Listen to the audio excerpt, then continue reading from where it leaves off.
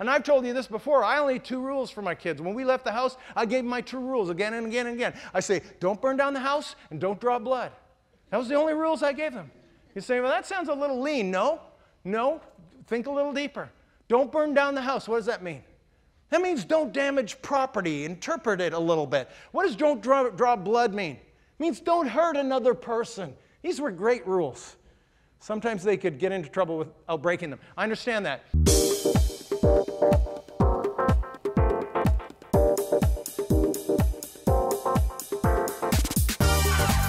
Welcome to Church of the Rock from Winnipeg.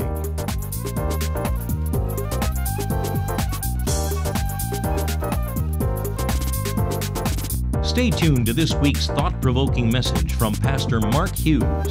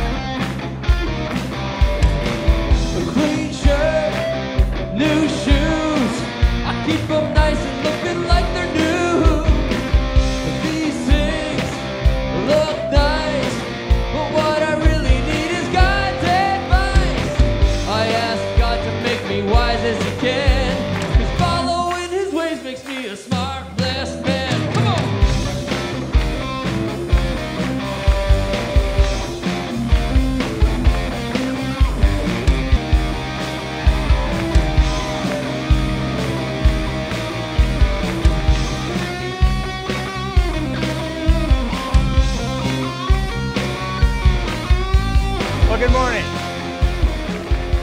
That's our little Duck Dynasty tribute to manhood today.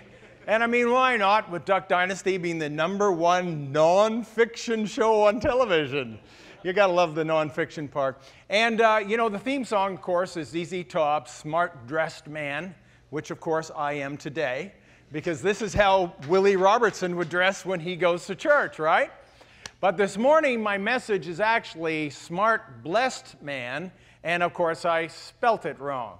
It's S-M-R-T, and I spelt blessed wrong. It's both ironic and funny, which is what you really appreciate about me, isn't it? Actually, by the end, you will appreciate the fact that it's spelt with 4 letters instead of 5, because that means 1 less point in my message, so you will be applauding by the time we're done here. Speaking of smart, blessed man, it makes me think of the story of Joe Theismann. Joe Theismann, of course, was the NFL Super Bowl quarterback years ago. And one time he was referred to as a football genius. And he said this: nobody in football should be referred to as a genius. The word genius should be reserved for men like Norman Einstein. How many grew up in a household in my generation where your father was obsessed with his career? How many of you know what I'm talking about? My father went to work 7 days a week. And you know, it was funny because what we did when I was growing up was we used to brag about what our fathers did. And you know why we bragged about what they did? Because we didn't know who they were, because they were always at work. So what we did know was what they did. My dad's a fireman, my dad's a policeman, my dad's a lawyer. And so we talked like that. You know, it's like the story of these 3 kids. They were in the playground and they were bragging about their dads. And the first one said this. He says, my dad is a poet. And he scribbles a few words on a piece of paper, calls it a poem, and they pay him $50. The second one says, well, my dad is a songwriter, and he scribbles a few words on a piece of paper, and he calls it a song, and they give him $100. The third kid said, well, my dad's a preacher, and he scribbles a few words on a piece of paper, calls it a sermon, and it takes 8 men with baskets to collect all the money. So what I'm going to do this morning in this tribute to fatherhood, to be a smart, blessed man, I'm going to take my misspelt acronym or word, S-M-R-T, and I'm going to tell you what it is to be a father in today's day and age. And the S stands for spirituality. I think one of the great failures of our culture is that men have allowed women to end up being the carers of spirituality in the home. And as you look into Scripture, you discover that it's always been the men who had the responsibility to be the spiritual heads of their household. But what's happened is we have seen the mass feminization of the church, And we have seen that many people have grown up in households where they came to church with their mothers. And that's great, mothers, if you're bringing your kids to church. But there's been something missing in this equation, and it's the fathers being the spiritual heads of their household. I want you to think about Jesus' disciples for a moment. What kind of men did he choose exactly for his disciples? Now, he had female disciples. Don't miss this. I mean, he had Mary and Martha and Mary Magdalene, and the scripture talks about the female disciples that he had. But he had an inner core of 12 of them. And these 12 were all men. And what kind of men were they? They were real men. What did they do for a living? Anybody remember? Yeah, these were fishermen. Have any of you ever known a real fisherman? I'm not talking about the guy with the sparkly bass boat. I'm talking about the guys on the East Coast or the West Coast that actually make a living fishing. Any of you know those people? Those are real men.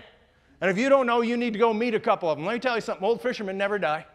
They just smell like it, right?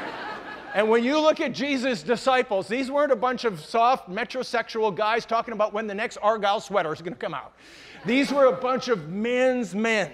These were like real guys.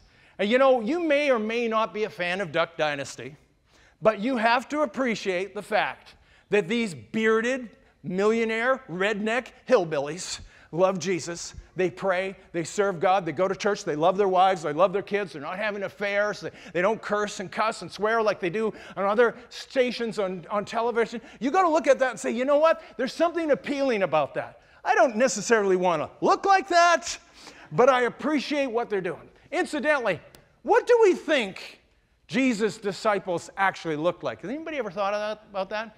You know, we've got Da Vinci's Last Supper. Never mind Da Vinci's Last Supper. There's many other portraits of the Last Supper. I'm going to show you Barraghetti's, and he was a Spanish painter. Look at this. Those are some pretty epic beards, if you ask me. I mean, they got it going on, man. It's just, you know, look at this next picture. I can hardly tell a difference. This is, by the way, this is called the Duck Dynasty Last Supper. They weren't eating lamb. I think they were eating duck, if you look at that picture. And you know, the big question is this. How did these hairy, redneck hillbillies get these beautiful wives? People want to know that. Fans of the show know.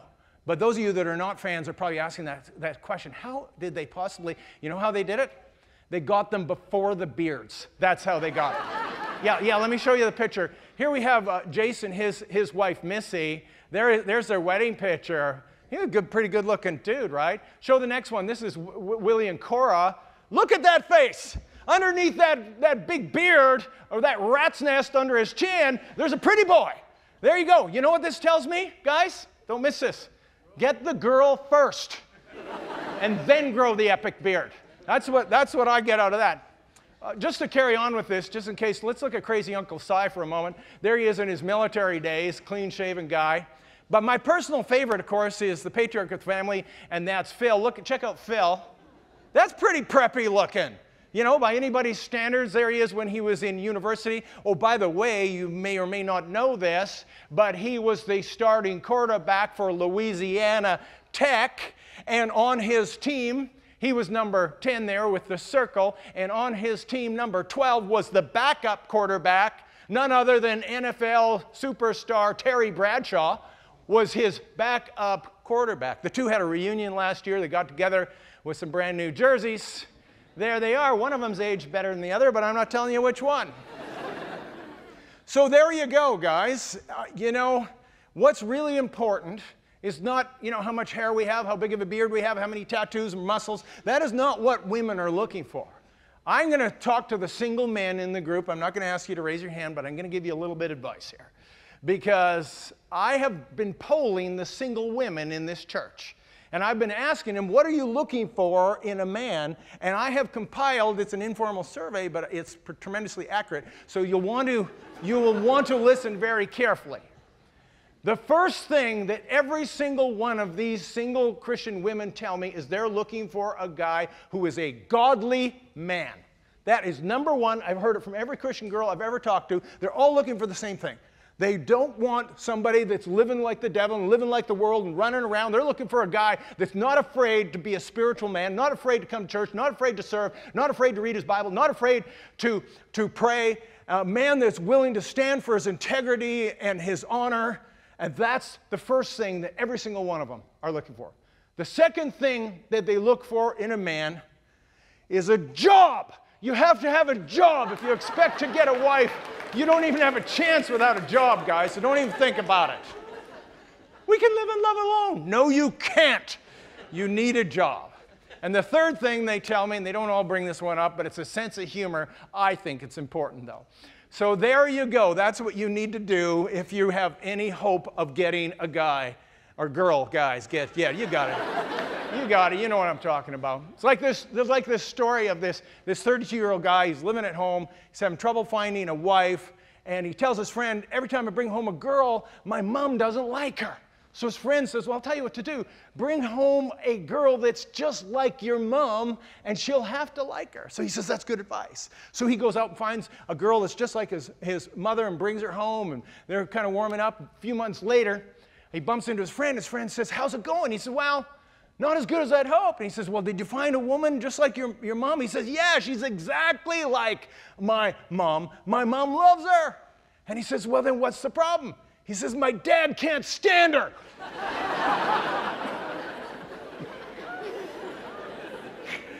Ouch. So the S stands for spiritual. The M in SMART stands for mentorship. One of the lost arts of our culture is mentorship and apprenticeship.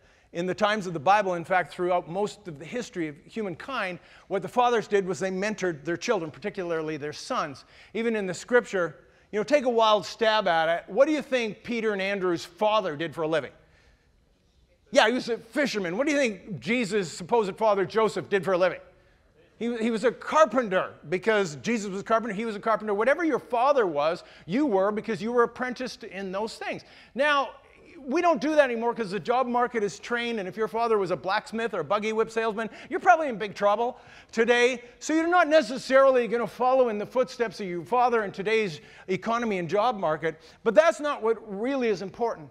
What is really important is that the fathers understood that it was their responsibility to instill their values, to mentor their children in their values, their honesty, their integrity, their character.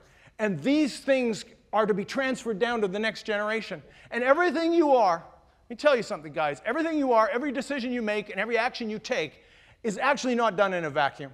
People, your kids, watch what you do.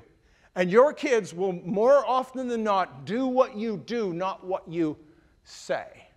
How many of you have ever heard this expression? Finish it for me. Like father, like son. Let me tell you a story that happened on a Kenyan game reserve. They were bringing in these animals into this fenced game reserve area, and they wanted to bring in elephants, and so they figured the best and smartest thing to do was to bring in the baby elephants along with the mother to not separate them from the mother. So they brought in the baby elephants with the mother elephants, but no bull elephants, no fathers. And so the elephants grew up and they aged much like humans, and when the bull elephants became teenagers, they started to become unruly and even violent and attack the other animals and even the tourists. And one of the game wardens said, this is not how bull elephants act. And eventually they discovered that because the elephants had been separated from their fathers, they had no role model as to how a bull elephant should act. Now let me ask you a question. If that happens in the animal kingdom, that animals like elephants need male role models, how much more do you think that's true in the human kingdom, where we are not driven at all by instinct? And you see, everything we do, men, is being watched. Every action you take, everything you do, your kids are watching, and chances are they are going to repeat it. Now, I want to read you something that was written by a man by the name of Daniel Patrick Moynihan. He was the U.S. Secretary of Labor in 1965. And he was commissioned to do a study on the family and the problems within the family and what needs to be done about it. And this is what he said in his report. From the wild Irish slums of the 19th century eastern seaboard to the riot-torn suburbs of Los Angeles, there is one unmistakable lesson in American history. A community that allows a large number of men to grow up in broken homes, dominated by women, never acquiring any stable relationship to male authority, never acquiring any set of rational expectations about the future. That community asks for and gets chaos. That was 1965. The specific problem that he was addressing was this, that in 1965, 25% of American blacks were being born out of wedlock. And he thought that that was potentially setting up for a problem in that particular culture. He got accused of being a racist. He got accused of blaming the victim. And what he was doing was he's saying, if this trend carries on, where is it going to end up going? 50 years later, it has now moved from 25% to, catch this, 70% of American blacks are being born out of wedlock in the United States. And all you have to do is look no further than their prisons, rather, to see the consequences of that. There are 4 times per capita as many blacks as any other culture in the American prison system. Why? You can trace it all back to the fatherlessness that exists there. Now, just so you know, we do not have that same problem in Canada. Most Canadian blacks are actually first and second generation Africans who have a much stronger sense of family than even, naturalized Canadians do in the first place. But we have our own problem emerging. And the problem that we have emerging in Canada is in Quebec, where it's over 60% of all children born in Quebec are now being born out of wedlock. What's that going to look like in 40 or 50 years from now? We don't know. But we have a bit of a sense of where this is going. There is something missing in this picture, in this equation, because men need to rise up and take their role as men in the home and in the church and in our culture and begin to realize that we have a huge responsibility to the next generation.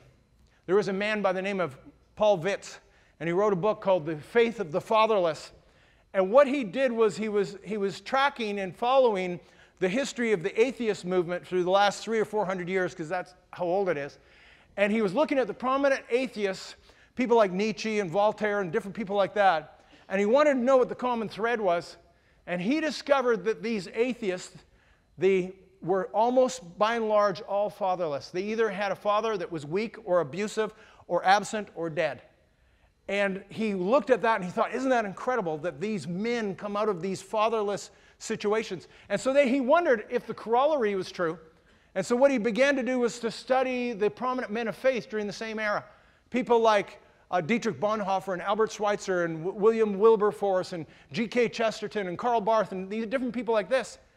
And he found out that exactly the opposite were true, that these were men that came from families that had fathers that were committed to the faith and committed to leadership and committed to the important things of life.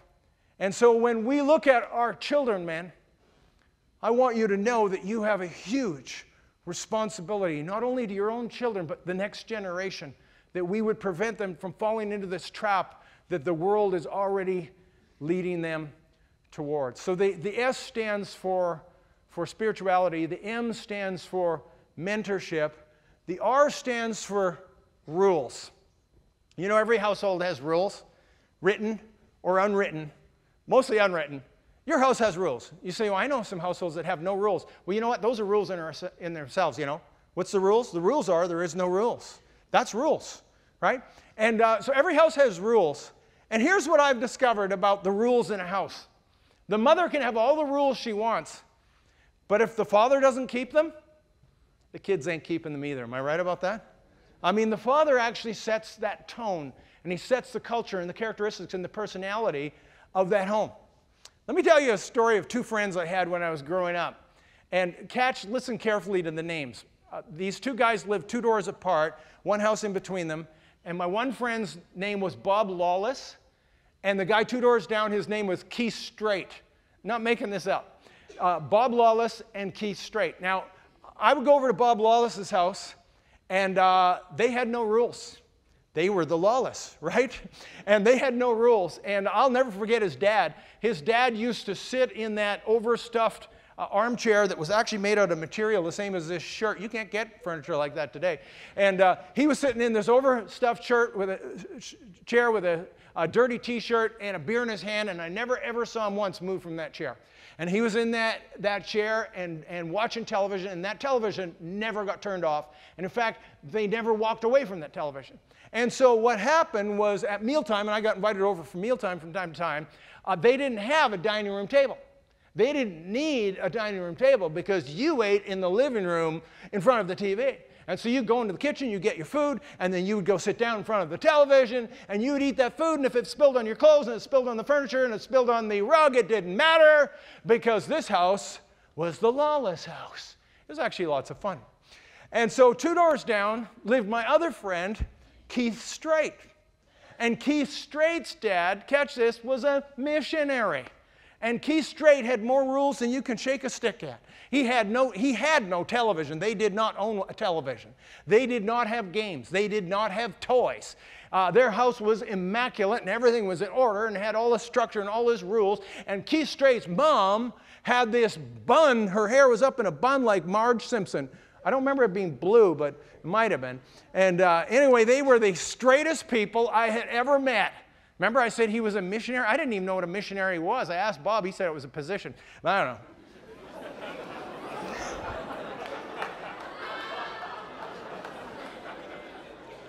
That was a bit cheeky. So anyway, I got invited over for dinner, and I went. But I only went once. Because it wasn't like they didn't have a dining room table. They had a dining room table, and it was immaculately set. And Keith Strait's mom produced this fantastic dinner, and it came out, and it was sitting on the table, and it was piping hot.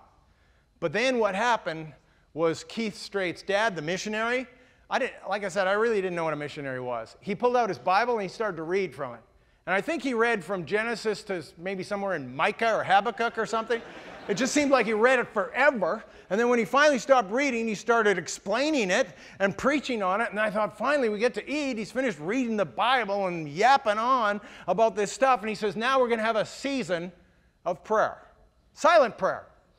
And so everybody bowed their head, put their hand on their head like this, looking ever so spiritual. And so I bowed my head and put my hand on my head, and I thought, I don't know what we're doing here. When he said a season of prayer, I didn't know he meant the entire winter, because that's what it felt like. We were just sitting there minute after minute, and I'm peeking through my fingers. When are we going to eat? That food sitting there is getting cold. If they had asked me to say grace, it would have been rub-a-dub-dub, thanks for the grub, yay God. Let's get on with it. And so anyway, finally we made it to the food, and I thought, I'm never, ever going back there for dinner again. Now, this is what happens. Those are my two friends, Bob Lawless and Keith Strait. Boy, they don't get more distant than that. Now, both of them moved away a year later, so I don't know what happened to them. So I don't know the end of the story. But I can imagine that Keith Strait probably is a missionary in Africa somewhere today, and he was honestly the nicest guy I'd ever met in my whole life. That's why I was his friend. And Bob Lawless, he probably is either dead or in jail. That's the only thing I can imagine. That was the direction he was going. But here's what I want to share with you guys, with you men. Your kids need some rules. You know, people think, well, if I give them rules, they'll become rebellious. You know, the studies show us that it's exactly the opposite. The most rebellious people are the kids who don't have any rules. You know why? Because they don't know what the parameters are. And so they just go through life thinking there are no rules and there are no parameters and I can do whatever I want, and they get in more trouble anyway. And what kids are looking for today is tell me where I need to live. Tell me what the parameters are so that I know how to conduct myself. And it's really not so important what your broad rules are. What's important is that they're fair and that you don't have too many of them. And I've told you this before, I only had 2 rules for my kids. When we left the house, I gave them my 2 rules again and again and again. I say, don't burn down the house and don't draw blood. That was the only rules I gave them. You say, well, that sounds a little lean. No, think a little deeper. Don't burn down the house. What does that mean? That means don't damage property. Interpret it a little bit. What does don't draw blood mean? It means don't hurt another person. These were great rules. Sometimes they could get into trouble without breaking them. I understand that. But we don't want to be people that give our kids too many rules, but the father is the one who's responsible for the rules in the household. So the S stands for spirituality. The M stands for mentorship. The R stands for rules. And the T stands for tenderness. You know, sometimes this part of manhood and fatherhood is forgotten, that we have a need with our children to sometimes be tender. You know, if we go through life as men and always being the disciplinarian and always being the one with the rules and always being the one with all that, you know what we'll do? We'll have kids that have a hole in their heart because they have a need for some affection. They have a need for some love. They have a need for some tenderness. And one of the smartest things that you can do as a father is to be tender and affectionate and loving towards your children and make the discipline side the lesser, the exception, not the rule. You know, it's interesting in Scripture, you find Jesus on 2 occasions, John 13 and John 21, and this is what it says. Talk about the affection he had with his disciples. It says, and the disciple Jesus loved laid with his breast, or his head on Jesus' breast after supper. That's pretty intimate for 2 men, right? And yet that's what the Scripture says. And I love the way that John refers to the disciple that Jesus loved. Who's he talking about? Anybody know? Yeah, he's talking about himself. Yeah, you know, in all humbleness, the disciple that Jesus loved, me, I was lying there with my head on his breast because, like, I was his favorite. And so, you know, you see this kind of level of affection that we don't often see in our culture. Our culture being very Anglo-Saxon oriented, we're more stoic, and we stretch out our hands and we shake hands with people like this. I noticed when I go to other countries around the world, when I went to India years ago, the men don't hold hands with the women. Do you know who the men hold hands with? Yeah, the men. And so the men always wanted to hold my hand and walk down the street. You know, and I thought, I don't care if I'm in a foreign country, I'm not holding your hand. I got a reputation to uphold here. Forget about it. And so, you know, I was in India. I managed to go through the whole time without holding any man's hand. But then I went to Argentina. Guess what the men do in Argentina? Yeah, they kiss. They kiss. I step off the plane, and men start kissing me.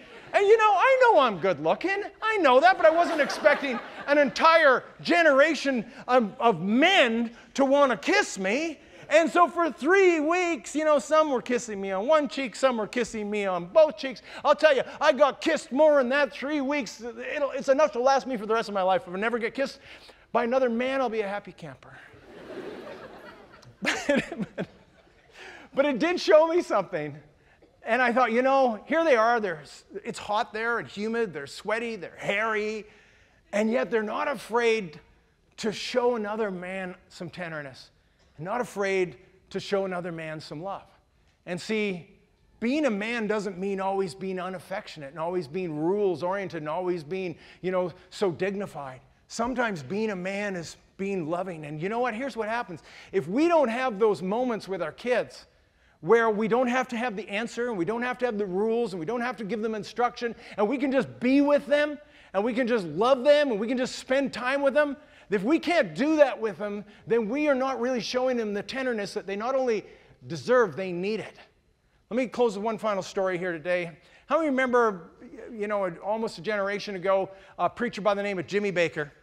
Jimmy Baker got in trouble with the PTL scandal. He had a big, huge thing in a theme park and all kinds of stuff. Turned out he was expropriating money that was given towards charity. He got sentenced to 45 years in prison. 45 years later, got reduced to 8 years. So he goes to jail in 1992. His son was 13 years old. His son Jay was 13 years old. And he wasn't allowed to visit him until he was 16. At 16 years of age, Baker had already been in jail 3 years. He went to visit him. Spent all day, an entire Saturday with his dad. And at the end of the day, which they really didn't do much but talk and hang out, at the end of the day, he said, "Son, I'm sorry you had to see me like this." You know what Jay said to him? He said, "I've been waiting my whole life to see you like this." He said, "You're always too busy. You're always going. You're always preaching. You're always traveling. You're always working. And you never had time for me. To spend an entire day with you was a dream come true."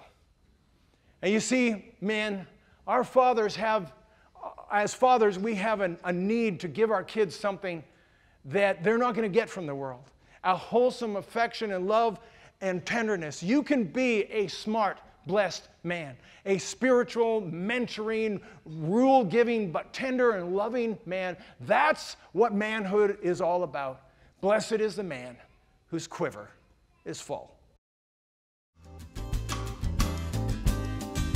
Church of the Rock has services every Sunday at 1397 Buffalo Place, and we invite you to join us when you're in the Winnipeg area. If you'd like a booklet to help you understand more about God's gift of forgiveness and reconciliation through Jesus Christ, please contact us, and we'd be happy to send you a free copy of the Book of Hope. Visit our website at www.churchoftherock.ca. Thank you for watching, and God bless you.